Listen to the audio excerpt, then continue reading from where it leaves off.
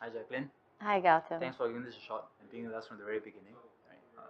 So you're obviously one of the higher profile dietitians in Singapore. You have your own clinic in Camden Centre. Right. You've been featured in quite a few prominent places like Channel News Asia, Straits Times, Today, South China Morning Post. So maybe before we begin, right, you can share more about yourself, right? Your circumstances growing up, right? How you ended up where you are today. I think since I was very young, I was very interested in health. Especially, I loved sports. I was doing like netball at that time. I was just always involved in some sort of sporting activity, and I love cooking. So I think it was a very natural merger between cooking and health. So it was about nutrition and food. So I just thought that okay, I think it's something I could do for the rest of my life. Yeah. So you first went into dietetics by doing a degree, and then you did your postgraduate in it as well, right? That's right, yeah. So I actually did a diploma course in Temasek Polytechnic, Yeah. and then I went over to Australia and I did my bachelor and then did undergrad and did a postgraduate as well. Yeah. And I mean, specializing in nutrition and dietetics. Okay. So it was a long process, but I really enjoyed every step of it. Okay. So after you finished up your studies, right? Where did you start?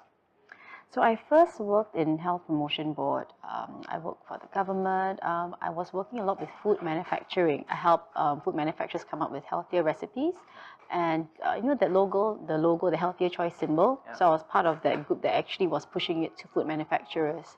Yeah. So that's why I learned a lot from there. So after that, I went to work into private sector. I went to work in Gleneagles and Mount Elizabeth medical centers. So I did a lot of clinical cases. And after a couple of years doing that, I decided to start my own practice. Yeah. So in 2005, I started Aptima Nutrition. Yeah. Okay. So what's it like for you? What's a day in the life of a dietitian like? Oh, right now my life is very interesting. I have two children, so they keep me fairly busy. So I mean, every morning it's about making sure that they wake up roughly the same time as me. And prepare their food, make sure that they're well fed, take them to school. And for me, my day starts quite early. I get to work, and it's just full steam ahead all the way. Um, I see my patients, which I really enjoy doing. I come back from work and it's basically about kids again, kids and family. Yeah. Okay. Cool. All right. So maybe let's start off with something very generic: healthy eating. Right. So what are your sort of generic guiding principles for how someone can eat healthy? I firmly believe in the phrase "you are what you eat." That's very clear to me, because if you eat good food, then you can probably expect you're feeling better. If you eat lots of junk food and you make poor food choices, don't expect to be feeling great. You probably end up feeling very sluggish and very tired for the rest of the day. You won't be performing at your best. So for me, eating is all about literally quality and quantity. Healthful eating means eating the right foods in the right amounts of food. There are several food groups. There's the carbohydrate-based food groups. There is the protein, and there's fruits and vegetables. No food groups can replace each other. So you need to make sure that you eat a little bit of each of these foods in the right quantities every single day.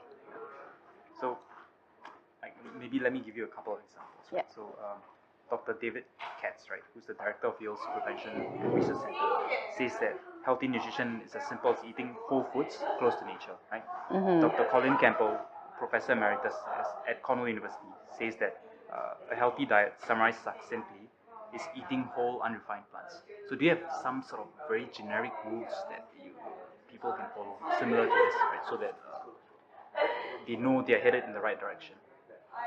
Well, I think eating, I believe in customized eating. Every one of us has got all of us have got different requirements, because based on your physical activity level, based on your age, depends on a few more factors. So once you understand how much you need to eat for yourself, you need to make sure that, number one, you eat the right amount of carbohydrates for yourself, the right amount of proteins, and getting enough dietary fiber in your diet. Okay. I know that the recommended amount for most given by most health boards is about zero point 0.8 to 1 gram per kilogram of protein. So what is your take on this? What is the requirement for the average person? So for the average person, your protein intake should be between about 0.8 grams to 1 gram of protein per kilogram body weight.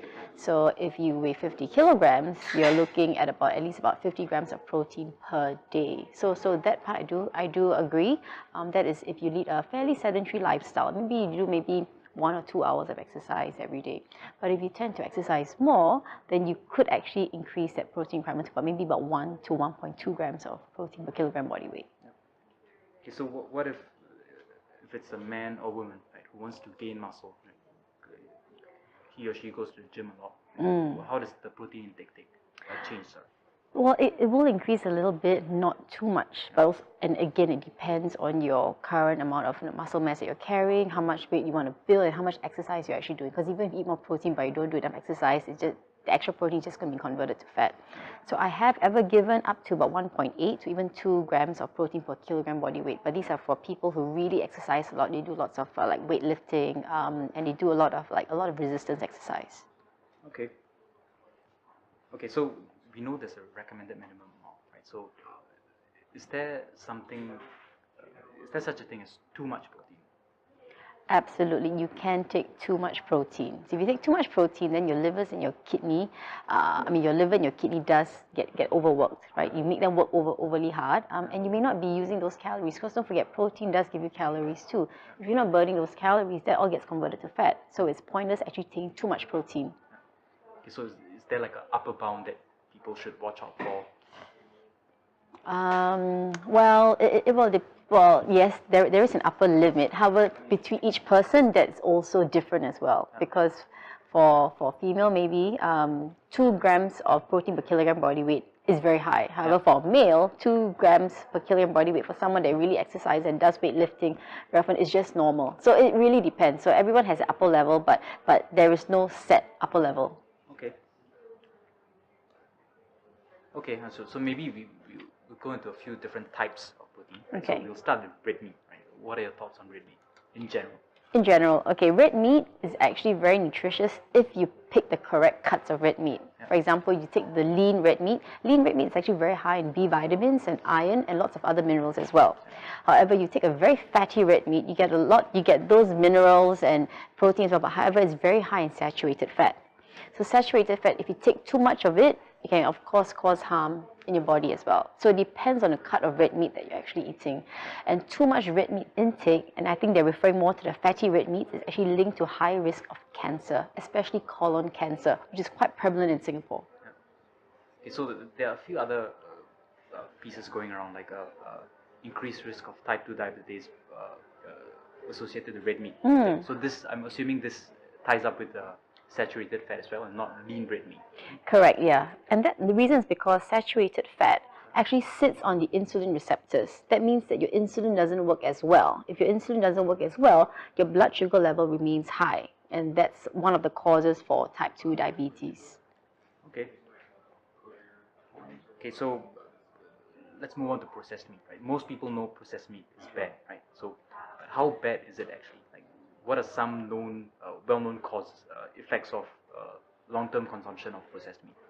So processed meat, or rather highly processed meat, I'll give you some examples. Things like bacon, sausages, nuggets, burger patties. These meats have been highly processed, meaning that most likely, the amount of proper lean meat, and that's maybe only 10%. The rest of it is probably put with fillers, other additives, preservatives. The problem with these highly processed red meats is that they usually use this substance called sodium nitrite. So nitrite is actually linked to, it's carcinogenic if you take too much of it. So if people eat these highly processed foods regularly, your intake of highly carcinogenic substances is very high. So that increases your risk of cancer is through that effect. Yeah. Okay. Okay, so let's move to the last category, right, by mutual exclusion. So what that leaves white meat, right? Isn't white meat necessarily the go-to option for protein, right, for most people? Is there anything you think about it? So white meat, I guess you're referring to things like fish and chicken? Yeah. Okay, so of course, yes, fish has lots of nutritious benefits because it's a good source of protein. It's actually low in saturated fat. In fact, some fish is actually high in the omega-3s, which is actually good for your heart. And of course, these are all high protein. So Poultry, chicken, depends. If you have chicken breast without the skin, yes, that's probably very low in fat. But if you take other cuts of the chicken, like chicken wing, then that tends to be higher in fat as well. Is white meat more superior than red meat? Well, it depends on the cut of the meat. Because obviously, if you take a chicken wing versus a lean cut of the beef, I'm going to say that the lean red meat is actually much better than the chicken wing. Yeah. So it depends on the cuts if you want to compare directly. But of course, when we talk about like just nutrition and diet, we don't talk about just, if I say that white meat is healthier for you, I don't just want you to just eat white meat only. Yeah. We need to have a variety of food. We really focus on variety and balance, because depending on the different cuts of meat, you get different kinds of nutrients as well. So the bigger the variety of foods that you eat, the wider amount of nutrients that you actually get. Okay. So basically summarizing, right, the main thing you should look out for when you're consuming meat, right, is the saturated fat content. So that's where most of the harmful effects, right, that are studied happen. Is it safe to say that? Yes, and I think to be fair to saturated fat, okay, it's the quantity of it.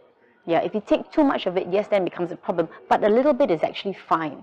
Your body can handle a small amount of saturated fat, but it shouldn't be like the go-to fat. It shouldn't be regarded as a very good fat. Okay.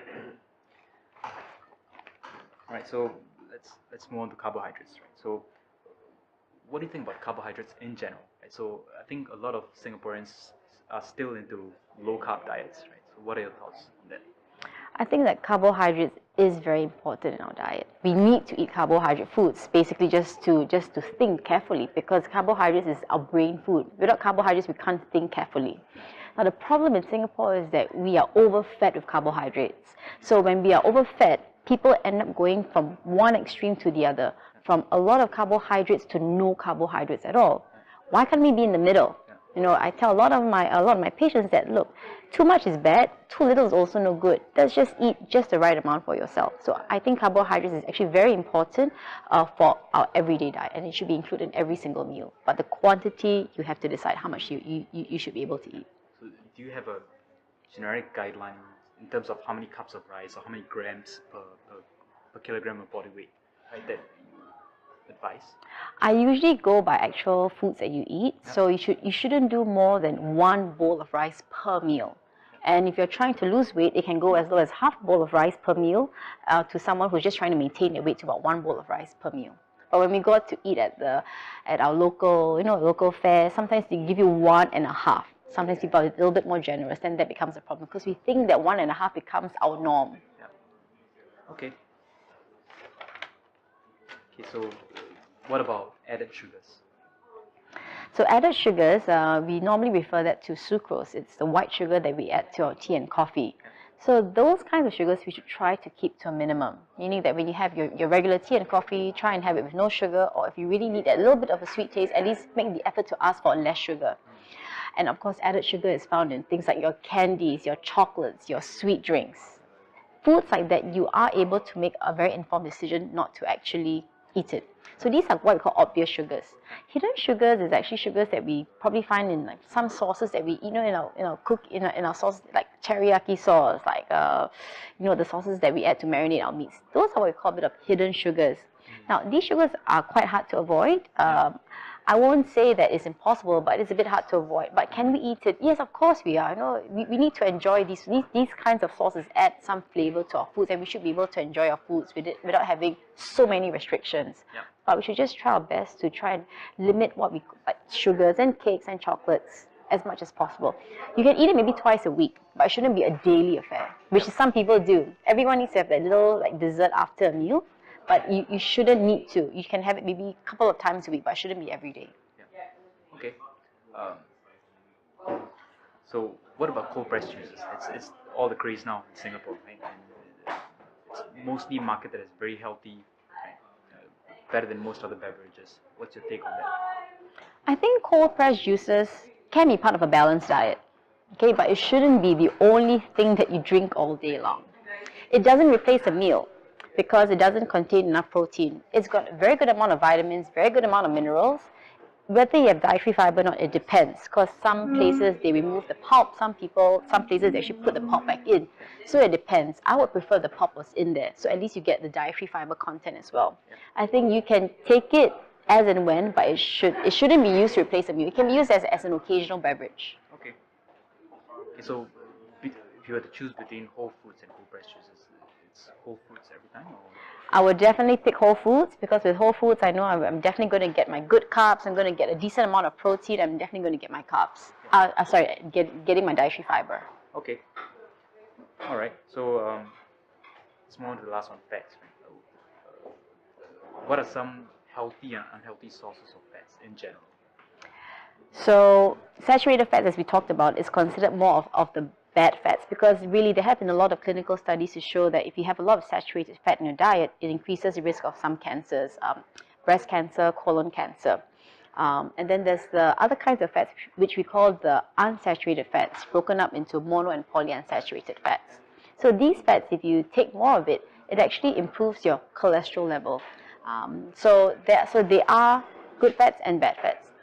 However, when you eat a food, you can't just say, I'm going to eat only good fats. Yep. Because even in something, for example, let's say even like olive oil, it's very healthy. We know it's very high in the unsaturated fats. Yep. But there is still that level of saturated fats in the olive oil as well. Yep. So you can't sort of like decide to eat only that. We must remember something. We eat foods. We don't eat single nutrients. So what we need to do is we need to choose foods that's higher in certain amount in the good fats. For example, if you take nuts and seeds, it's really, really high in the unsaturated fats versus if you take like coconut milk, which is very high in saturated fats. So, Yep. so you need to make your decision based on the types of foods that you actually do eat. Okay. So meaning you just choose foods that skew more towards a certain fat profile, because there's no such thing as low saturated fat.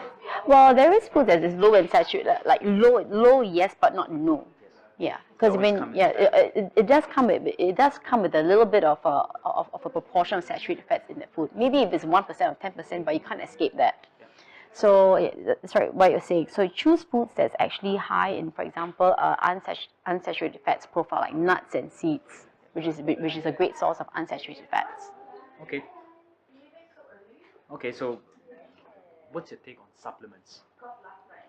Okay, supplements is known to be like a booster for your health. I would take supplements if, for example, my diet wasn't giving me enough vitamins and minerals. For example, I would take supplements if I feel that my sleep was quite poor. I feel very tired. I need a bit of a booster. That's when I would take supplements.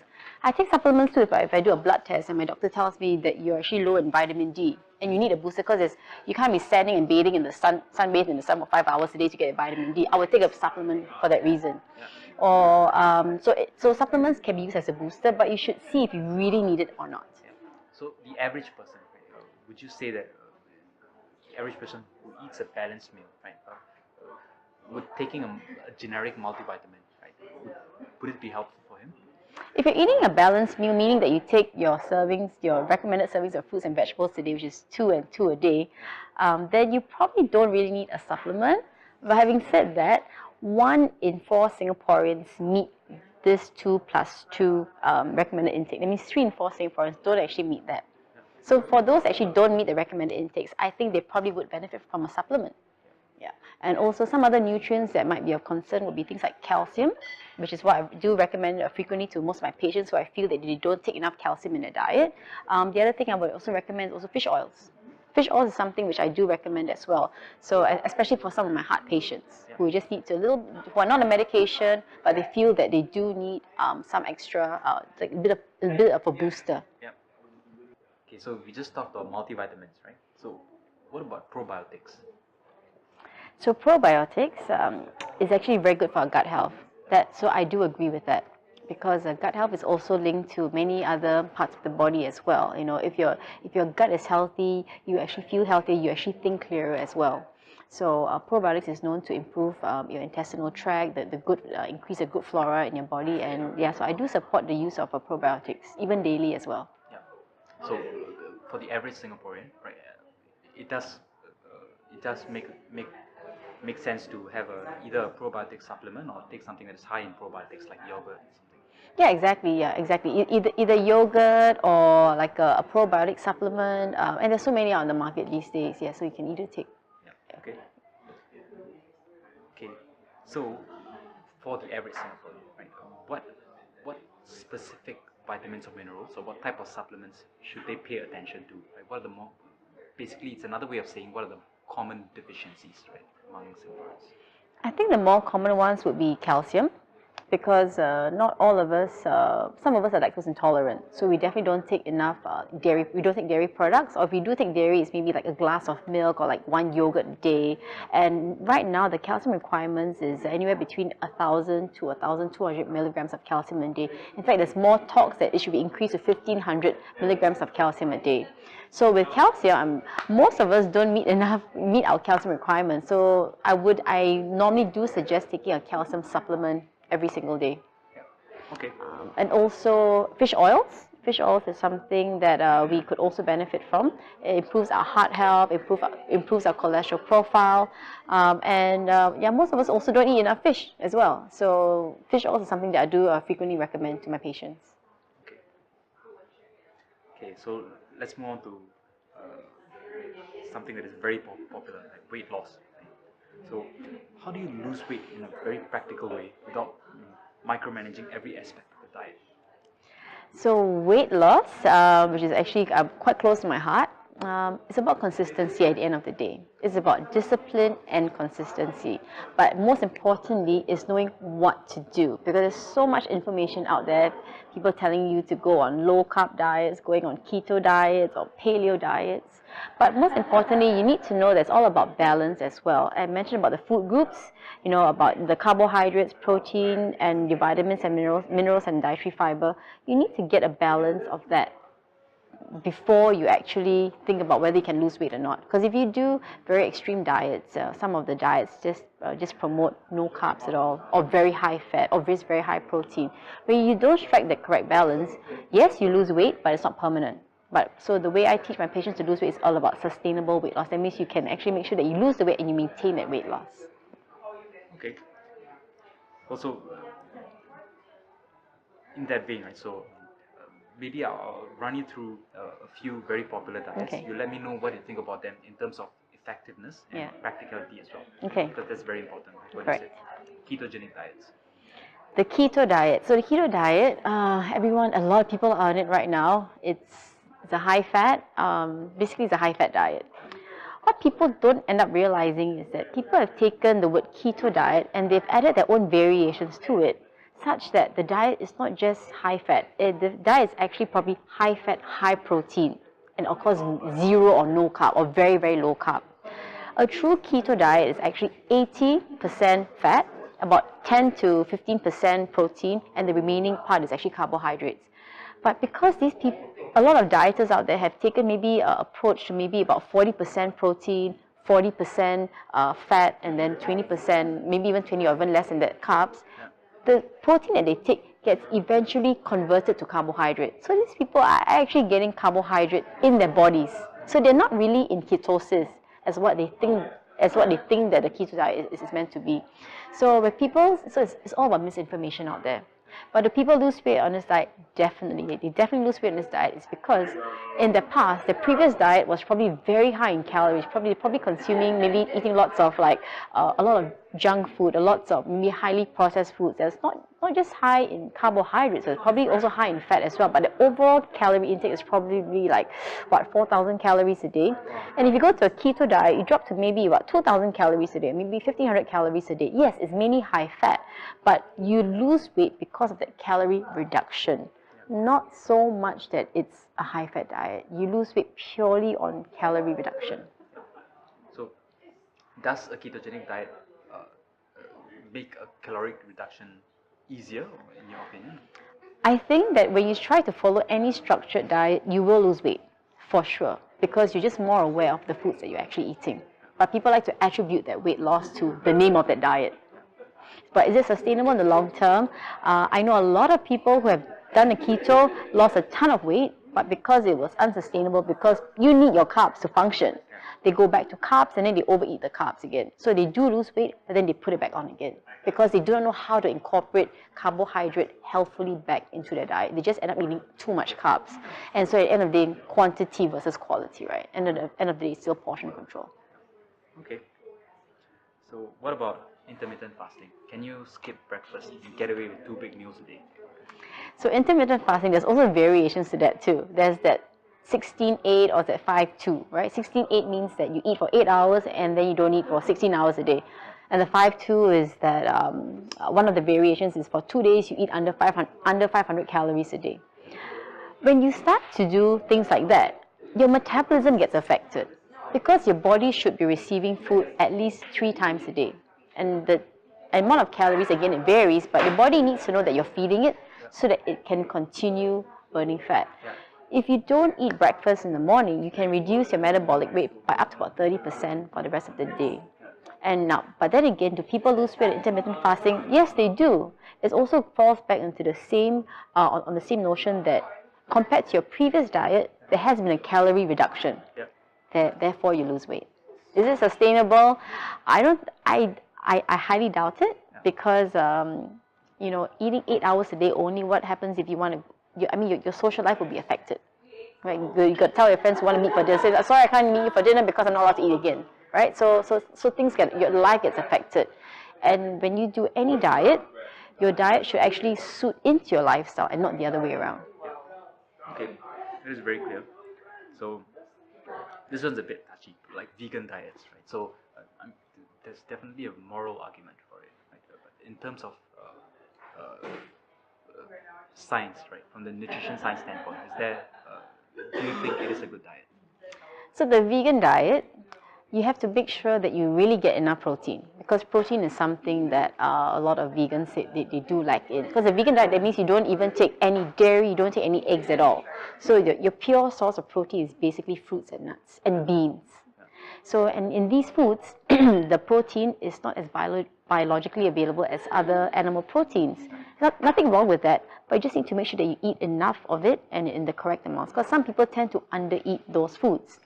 And with the vegan diet, yes, you run the risk of some nutrition deficiencies, things like calcium, for example. So that's when probably a supplement would actually be useful.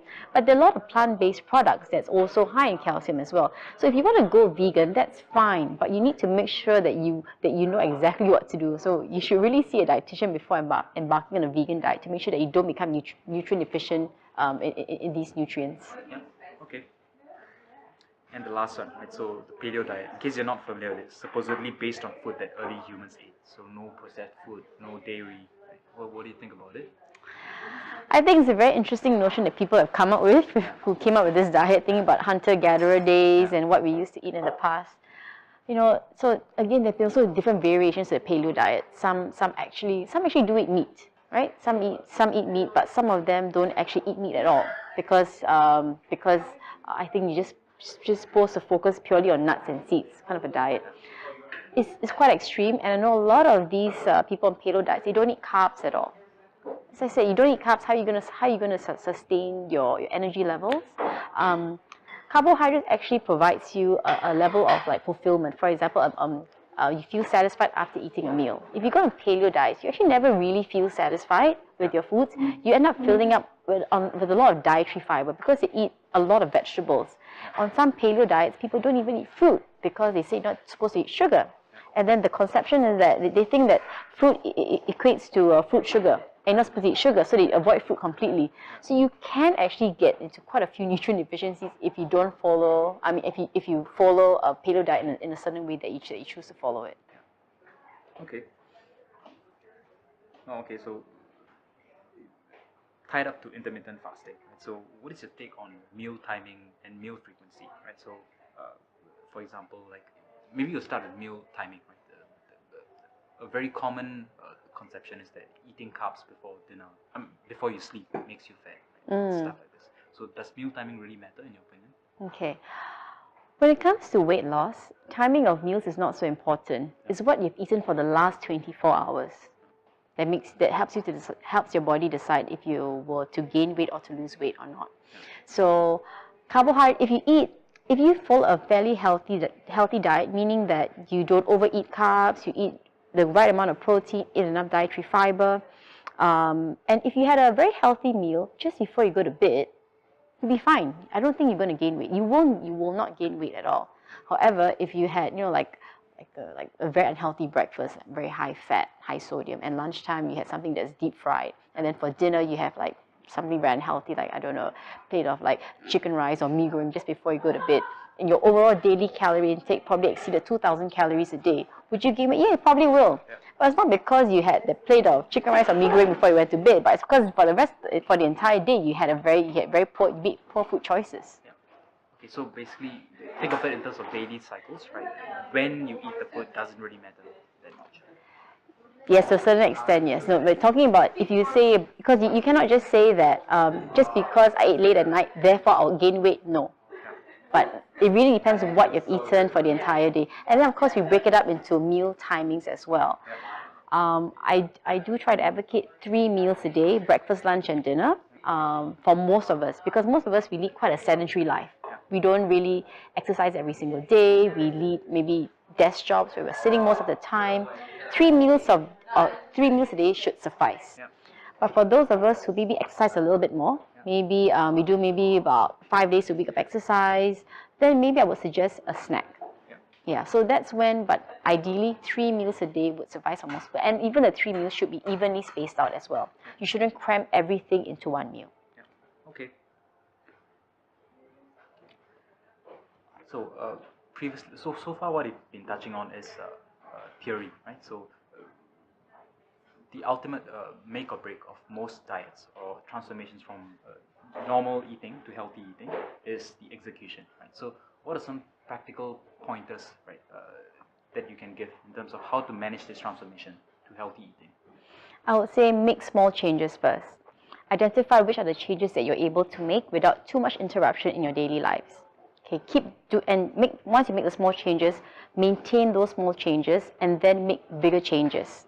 Because I'm very sure that even the small changes would have a huge impact on how you feel and how you look. And that's going to be your motivation factor for you to continue to continue all the changes. Yeah.